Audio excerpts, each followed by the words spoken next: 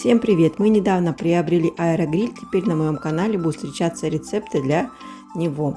И пробный рецепт — это вот такой вот быстрый кекс, в котором нужно добавить только 70 грамм растопленного сливочного масла, одно яйцо и 100 миллилитров теплой воды или теплого молока.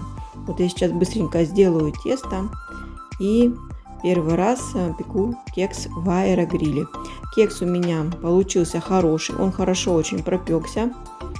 Пекла я его при температуре 170 градусов 35 минут. Но в принципе температуру можно сделать немножко побольше, потому что низ он был бледноватый. Но пропекшийся, хорошо пропекшийся кекс, но низ бледноватый.